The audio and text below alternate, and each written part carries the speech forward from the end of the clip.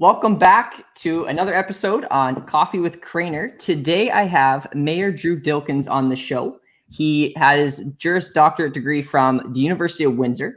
He's also a former employment lawyer, and he started his journey as a city councilor for about 5 years, and now he's on his second term of mayor for the City of Windsor. So it's an absolute pleasure to have you on the show today, Mayor Dilkens. Thank you. My pleasure to be here. So every show, I start off with a question relating to coffee. And we briefly spoke about it, but where would be your favorite place to grab a cup of coffee in Windsor? So I actually really don't drink regular coffee, and it wasn't until last year. I don't drink coffee. I don't drink pop. I guess I'm sort of strange that way compared to other people, but I didn't. And I went to Spago on Erie Street with a bunch of folks last year, and they brought out espresso at the end of the lunch, and I felt awkward. I thought, well, I better just take a sip because I didn't want to look like the only guy being unappreciative for this complimentary espresso. And I took a sip, and it was like, wow, I really like this. So I finished the espresso. And anyway, long story short, it led to, drinking no types of coffee at all, to starting my day with a double shot of espresso at home with this coffee machine on the counter that's grinding the beans every morning and giving me a good quality espresso hit to start the day. Awesome. That's a great story. Yeah, espresso is probably my favorite. I have it in the cup today, and it's definitely a go-to for sure. So the first question we have for you, and for those watching that are, whether they're considering politics on a municipal scale or provincial, Mayor Dilkens is here to provide some advice on what politics may look like for you. So I first wanted to ask, when did you first begin your journey as a politician, and why? Well, you know what? I think everyone's journey and pathway into this line of work is a little bit different. Mine, I think, is probably more typical of people. And I run into folks that I went to high school with who say, "Oh yeah, we always knew you were going to be mayor one day." And I never thought that about myself. It wasn't something in high school who was, on student council and involved in all the different activities.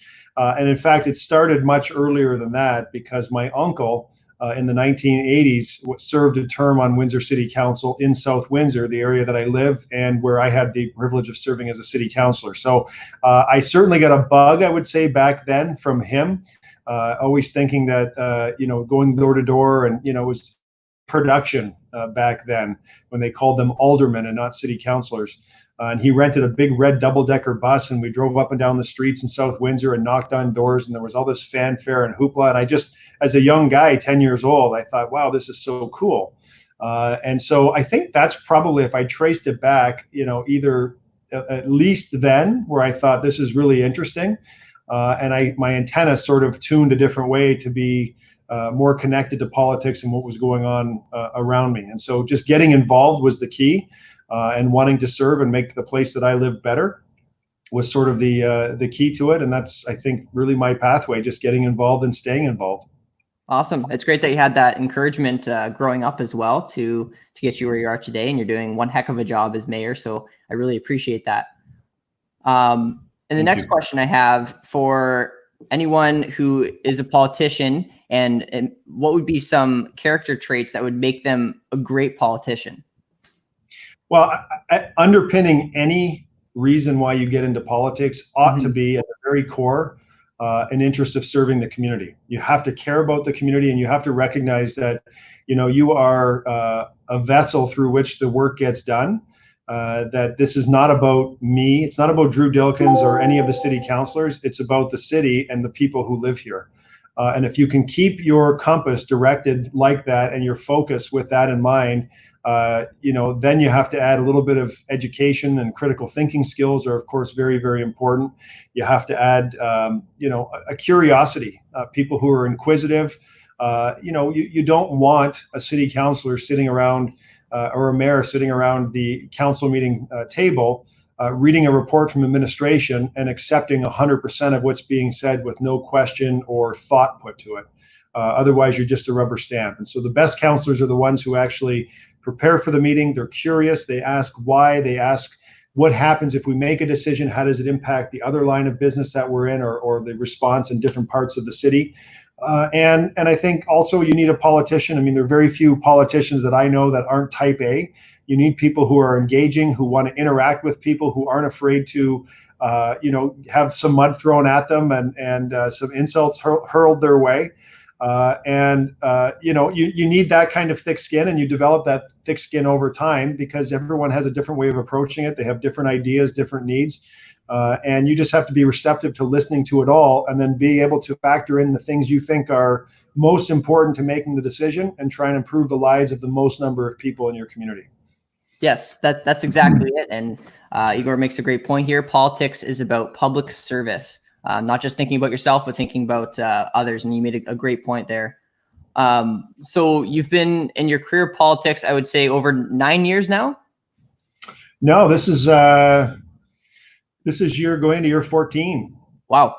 So 2 terms as a city councilor, each term is 4 years, and then a full term as mayor. And now we're about a year and a half into second term.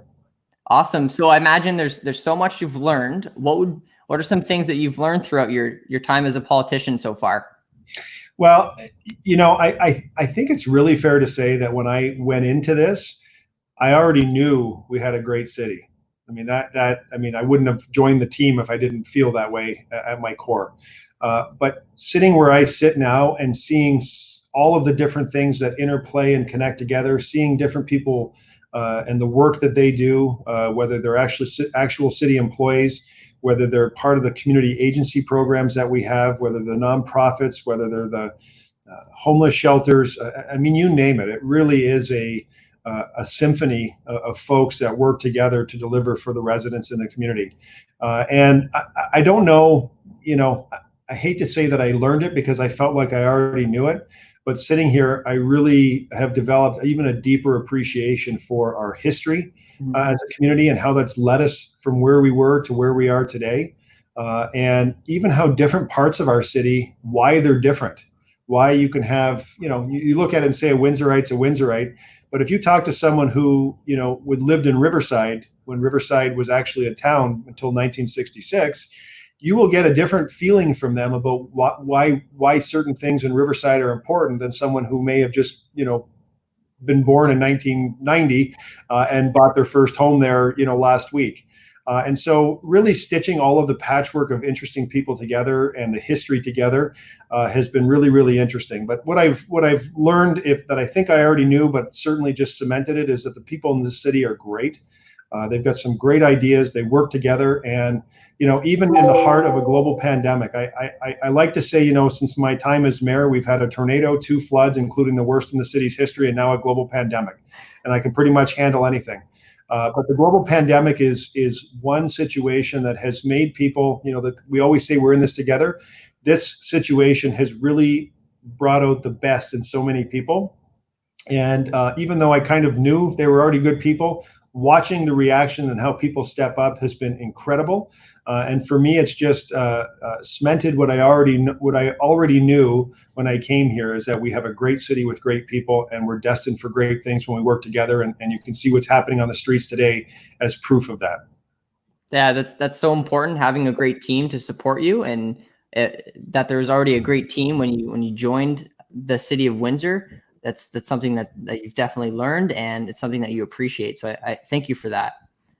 So what would be some tips and tricks? Because the basis of having a career in politics is having a strong campaign to get you elected. What would be some tips and tricks for running a political campaign that you could share? Well, first and foremost, and I saw a comment from Igor, who is actually a candidate in Ward 7, and I appreciate him taking the time to comment. Every candidate who's going to run for political office, you better be doing it for the right reason, because you cannot do this job and be a phony and get away with it. You might be able to get elected once, but the people will see right through you. And I've always said, I can't, if I don't believe it, I'm not going to say it. I'm not going to stand up in front of a camera just because I'm mayor and say something that people might expect a mayor to say. I actually want to believe it, because I believe if I don't believe it, the camera will shine right through me and people will know I'm a phony, and I'm not. And so when I say something, I actually mean it. And so, the tips and tricks for running a campaign is that when you're developing your platform, you better believe 100% of what you're saying. So if you're running and you're trying to put your finger in the air and guess which way the wind is blowing, that's going to have you run into trouble very, very quickly. And so in Ward 7, I'm sure all the candidates are thinking, and I've read many comments in the past about, where do you stand on the new hospital? Yeah. Right. And many are going to put their finger out and say, well, what does the public want to hear? Well, I'll tell you very quickly, just because you're elected and we call a vote after the election to say, let's reaffirm our support, and you flip sides, the public will watch that very, very quickly, as an example, if we were to do that. Mm-hmm. You have to believe what you're saying, because you have to be able to knock on people's doors and communicate a message, and you have to be believable. And so you're in business. You're going to go into sales and marketing, and no one's going to buy a thing you're selling if you don't believe it yourself. And so at the heart of it, you have to believe in what you're selling. You have to believe in yourself that your ideas are right. And it doesn't matter what side of the political spectrum you're on. I mean, you could be far left, you could be a centrist, you could be far right. As long as you believe in what you're saying, people will subscribe to your philosophies if they choose to, and they'll know what you stand for. And so running a political campaign takes a lot of work. For the most part, it takes a lot of money. And so you have to be dedicated to it. You have to get a great message going, and you have to get people that will coalesce around you to help you, because there's no doubt you can't just rely on Canada Post and Facebook to get your messages out. People want to see you. They want to know who they're voting for. And so you have to do the hard work of going door to door and talking to people and being prepared for people to slam the door in your face, people telling you they would never vote for you. People telling you you're the best, and they love what you're saying. You have to be prepared for the whole range of reactions when you're doing that. But if you, at your core, you have the values and you believe in your principles, you believe in what you're saying, none of the negative will affect you, because you have been grounded in fact, hopefully, and the belief that what you're doing is right. And campaigns are really interesting, because you also get a chance to talk to so many people that one person can't know everything. Mm-hmm. Collectively, we're a whole lot smarter than any one of us individually. And so you also have to be prepared to listen. And, I always say I'll make a decision, but I'll change when the facts change. And if the facts warrant a different consideration, I'm not worried about pivoting and saying, okay, yesterday it was this, but today it's going to be this, because things have changed. COVID showed us that. We had prepared press releases on certain things. We were getting ready to go out, and within 20 minutes of the press release being prepared, the province had made a change, or something else had happened where we say, you know what, we can't open an Adventure Bay for 250 people because the rule is now no more than 100. Mm-hmm. And is it worth opening? And so you have to be able to adjust and adapt and listen to people and try and build consensus on your ideas, and get people who will support you and coalesce around you to help you do the hard work. Awesome. That's an incredible point. Believing in your campaign is so important. We have another question that came in, and it's from Paul Leacha. He says, what do you feel was your biggest accomplishment for the City of Windsor during your time as mayor? I'm going to let people and sort of history judge what they feel are the biggest accomplishments. Mm-hmm. You talk to different people and they will say different things. I think what we've done fiscally with the city and making sure that we're on a solid financial footing has been really good, but I don't know that would rise to the list of people expect you to do that. I don't know that would rise to the top of the list, but it's been very, very hard to make tough decisions to get there. And so from a business perspective, I'm really pleased about how we've been able to bring council along on the narrative about people have to pay the tax bills, and you have all these ideas and things you want to do. I can assure you 100%, Lyndon, there is no shortage of ideas in the world or in the city. It's only a shortage of human resources and actually capital to accomplish those things. And so some people will say, well, we love that you got the streetcar restored. Some people will say we love bright lights, and when we go to bright lights. Some will say, hey, you're fixing Cabana Road, and what I find is that people will usually coalesce around ideas that impact them directly. So if they use Cabana Road every day, people are going to say that was so great, he got Cabana Road done, and it was frustrating, but boy, is it ever nice now. And on the east side, they might say, hey, Banwell's getting redone, we're really happy about that. And so people really localize municipal issues, which is completely appropriate. And so there are probably a whole host of things that I'm proud of, but I'm not sitting here patting myself on the back. There's just too much work to do. People will judge you as they do. And I think, having the privilege of being able to sit in my chair for the second term, and this is my fourth term on council, I think, people watch what I do. They watch what I say. And I think that the re-election is a sign that they're appreciative of the efforts that I've made and council has made on their behalf. That's exactly it. What would be some advice that you could share for those looking to pursue a career in politics, whether it be municipal or provincial or federal? Yeah, so I really think at the heart of it, people have to get involved. And so I can't believe that every election that I've been, tuned into, both provincially, federally, or municipally, especially, you get 4 more candidates at the municipal level. The number of people that will step forward, and they're all passionate, and they come out of the room with guns a-blazing, and they want to get elected as a city councillor. And then when they're not elected, they disappear, right? You never hear from them again, or you don't know what they've done for the intervening 4 years. And so, when I ran in 2003, I lost. And it was a hard loss because I can't even tell you how many hours I spent knocking on every door in South Windsor, and what was then a very, and I had all of these conversations with people. I started in the summer, which when I look back in hindsight was sort of preposterous because no one was really thinking about it as they were, I was competing with their attention and the hamburger on the barbecue. But it did allow me to get to their door and have a conversation in a different way. And so what happened 4 years later, actually it was 3-year terms, and what happened 3 years later when there was a re-election, another election, when I started knocking on doors again and the people saw that I was committed to the task, I can't believe the number of people who said to me, I remember you from last time. Oh yeah, you and I spoke last time. And that was like this recurring theme that we had already talked, and that I wasn't afraid to come to your door, and I wasn't afraid to do it twice, and I wasn't afraid to lose.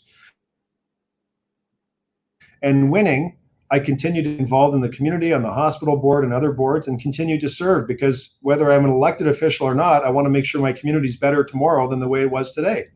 And so the advice to people is, if you have a passion for the community, don't let it come out just for 60 days before an election. Make sure that you're showing the residents that you're committed in whatever way that is. It doesn't have to be the hospital board. It could be a volunteer at a long-term care home. However you feel like you want to give to your community, do it, stick to it, do it well, and then be committed to your cause and continue to follow up. And if you lose once, don't take that as defeat. Take that as a sign that you just need to do better, pull your boots up and start knocking on doors again.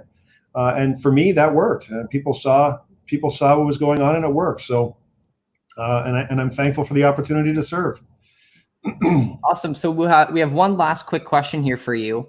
How do you juggle your political job and goals, as well as having a family and being a father and husband? Yeah, so that's a real interesting question. And being mayor is really especially of a big city like this, it really is an all-consuming job. And so I find that it's 7 days a week, and whether you're sort of in your quote-unquote off time and going to Costco, my favorite place, whether you're going to Costco or anywhere else, you're always on, and people identify you as the mayor, right? So there really is no downtime. But I made a promise early on, and I like to stick to it. And I think I was pretty much almost 100% on. There may have been 1 or 2 gaps, but for the most part, I always said I may miss practices, but I'll never miss the game. Yeah. And so my wife did a lot of the heavy lifting when it came to taking the kids to different practices for soccer and things like that. But I always tried to make sure that I didn't miss a game. And that still holds true today, even though my son's in high school and show support. But you can't do this job with a family unless you have a great spouse, and I'm blessed to have a great spouse. And my kids basically don't know a time. They don't have a cognitive time when I wasn't an elected person. So for them, it's just part of their normal life, going out and people coming up and wanting to talk about certain issues. And so, my wife over these last couple months, she's done more reading than usual from home. And hold on, the lights just went off. Let me turn the lights on here. We have great green technology. They go off if you don't move. I guess moving my mouth doesn't count, Lyndon, in my office. So, but she was reading a book, and she read the book written by Michelle Obama, and she says, "Damn, I wish I would have known the tip before," because she's always like, "Will you be home for dinner?" Mm-hmm. the book, Michelle Obama said, I just told him dinner will be on the table at 6. This is when we're eating. If you're here, you're here. If you're not, you're not. And so my wife has slowly now in the last couple months graduated to that, because it's been a pretty hectic couple months as we've gone through COVID together and making sure that we're addressing all the needs in the community. But no doubt it's a great question. It's not easy to do. And you have to carve out time and make time for the important things in your life. My family is very important, and we try and spend as much time together. And frankly, I'm probably not alone in saying that with the kids home and my wife working from home, all of us have been home more lately in the last couple months. And it's been kind of nice. And, you know, as much as we say we want to get back to that new normal, I said to my daughter, who's 18 the other day, I said, I know you're bored as heck sitting at home. But I really like when you're here and we're all eating together at the end of the day. It's something that we're not used to. So this global pandemic has presented some nice things too for many families, and I know I'm not alone. That we've been able to experience more together time, which is, you know, something different when you have a busy life and you're continuing to move and juggle all the things that every family has to juggle. Awesome. Well, thank you for sharing that story. And those watching, I really hope that today's conversation with Mayor Dilkens inspired you and also gave you some really clear advice on if you do consider running for politics in the future. I definitely recommend listening to what he has to say. He's done this for 14 years. He's in the game, and I really appreciate your time here today, Mayor Dilkens. Yeah, thanks for having me, Lyndon. Have a great day. Thank you. We'll see you next time on the Coffee with Crainer Show.